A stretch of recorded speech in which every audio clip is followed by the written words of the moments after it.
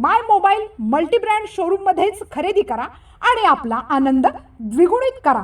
आमचा पत्ता my mobile multibrand showroom proprietor Shri Nandkumar Gawali, Kurul road, MSCB समोर, मोहोळ। संपर्कासाठी मोबाईल नंबर 9921587799।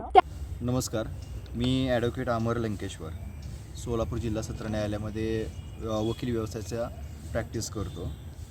मोहोळ शहरामध्ये भटक्या कुत्र्यांचा नागरिकांना भरपूर त्रास व्हायला लागलेला आहे। त्यांची संख्या प्रचंड वाढलेली आहे आणि डॉग बाईटच्या संख्या तर मोहोळ शहरात एवढ्या वाढलेल्या आहेत। त्या संदर्भात मी मोहोळ ग्रामीण रुग्णालयामध्ये म्हणजे सरकारी हॉस्पिटलमध्ये माहिती अधिकार दाखल केलेला होता।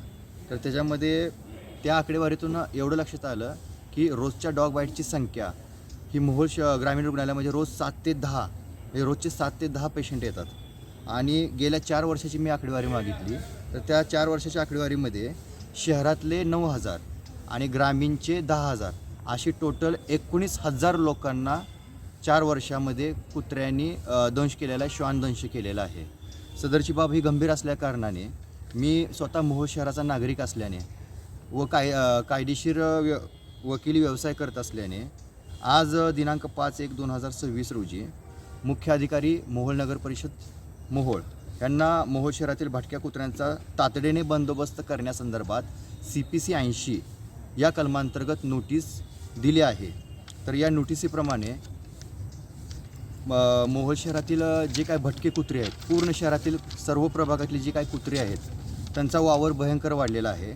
रात्री बेरात्री लहान मुलींना अचानक स्टँडवरून येणे जाणे किंवा जे काही इमर्जन्सी वेळ म्हणतो अशा वेळी कुत्रे पाठीमागं झुंडीने एकत्रित येतात आणि नागरिकावरती, पाळीव प्राण्यावरती हल्ला करतात। त्यामुळे मोहोळ शहरातच काय सगळीकडे भीतीचं वातावरण निर्माण झालेलं आहे फक्त या भटक्या कुत्र्यामुळं। आणि ह्याची पूर्णपणे जबाबदारी ही महाराष्ट्र नगर परिषद ग्रामपंचायत कायदा 1965 कलम 293 अंतर्गत ही पूर्णपणे जबाबदारी ही नगर परिषदेची आहे भटक्या कुत्र्यांचा बंदोबस्त करण्यासंदर्भात। आणि त्यांनी जर ते बंदोबस्त केला नाही तर कायद्याने तो एक गुन्हा आहे। जसं की इंडियन कॉन्स्टिट्यूशनमध्ये आर्टिकल 21 प्रत्येक नागरिकाला जीवन व वैयक्तिक सुरक्षतेचा मूलभूत हक्क आहे याचा देखील भंग होतो। तसेच भारतीय न्यायसंहिता 2023चे कलम 270 सार्वजनिक उपद्रव पसरणे किंवा ते पसरण्यास कारणीभूत ठरणे ही जबाबदारी त्यांची आहे, ते देखील त्यांच्यावरती गुन्हा दाखल होऊ शकतो। किंवा कलम 198 निग्लिजन्स ऑफ ड्युटी म्हणजे कर्तव्यात कसूर करणे, ॲनिमल बर्थ कंट्रोल या कायद्याअंतर्गत नगर परिषदेवरती गुन्हा दाखल होऊ शकतो। हे आम्ही कायदेशीर दृष्टिकोनातून त्यांना नोटीस दिलेली आहे, त्यामध्ये तसं आम्ही सांगितलेलं आहे। सर्वात महत्त्वाचं, सुप्रीम कोर्टाने 2025मध्ये city hounded by strays kids स्पेस प्राईज ही सुमोटो म्हणजे स्वतःहून याचिका दाखल करून घेतलेली होती। त्यामध्ये सुप्रीम कोर्टाचं असं म्हणणं आहे की पूर्ण भारत देशातच कुत्र्यांचं प्रमाण भरपूर वाढलेलं आहे। त्यामुळे सुप्रीम कोर्टाने स्वतःहून एक केस दाखल करून घेतली होती। त्या केसच्या न्यायनिर्णयामध्ये किंवा त्या ठरावामध्ये असं सांगितलेलं होतं ऑर्डरमध्ये की पूर्ण देशातल्या ज्या काय स्थानिक स्वराज्य संस्था आहेत, मग नगर परिषद असतील, महानगरपालिका असतील किंवा ग्रामपंचायत असतील, त्यांनी जे काय भटके कुत्रे आहेत त्यांचा बंदोबस्त म्हणजे काय शाळा, महाविद्यालय, बस स्टँड, रेल्वे स्टेशन, उद्याने जी काय पब्लिक प्लेसेस आहेत त्या पब्लिक प्लेसेसच्या ठिकाणी जे काय कुत्र्यांचा वावर असतो त्या कुत्र्यांना तिथून त्यांनी नगर परिषदेने दूर ठेवणं आणि त्यांना भटक्या कुत्र्यांना पकडून डॉग शेल्टरमध्ये ठेवणं असे त्याच्यामध्ये आदेश आहेत। थोडक्यात कुत्र्यापासून त्या एरियाला संरक्षण देणं हे महत्त्वाचं आहे। वास्तविक पाहता कायद्यामध्ये भटक्या कुत्र्यांना पकडून लसीकरण करून सोडून त्याच एरियात सोडणं बंधनकारक आहे, त्यांना दुसऱ्या एरियात सोडता येत नाही।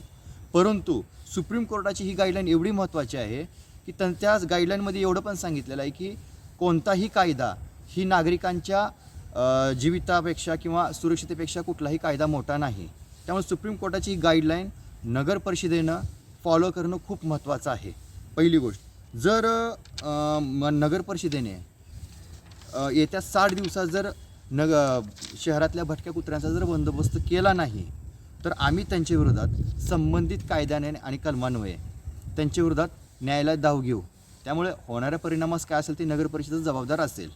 अपेक्षा करतो की माझ्या कायदेशीर नोटिसेचं त्यांनी गांभीर्याने विचार करून त्वरित काय असेल ते लिगल ॲक्शन घेतील, जेणेकरून मोहोळच्या शहरातल्या लोकांना एक भयमुक्त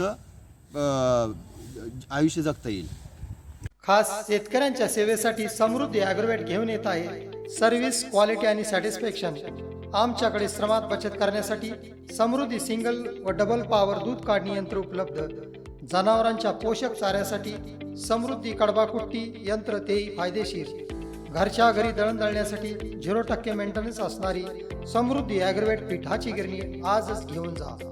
त्याचबरोबर सर्व प्रकारचे पंप, चार्जर पंप दुरुस्तीसह उपलब्ध. यासाठी लागणारे सर्व प्रकारचे व्ही बेल्टही उपलब्ध. PVC फिटिंग उपलब्ध.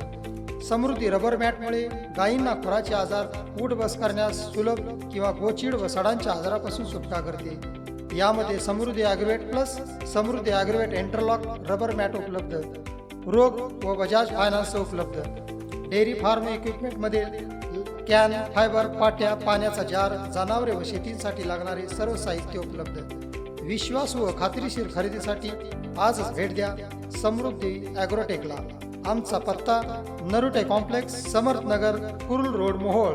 Mobile number 9766 80 11 24, 88 30 37 21 64.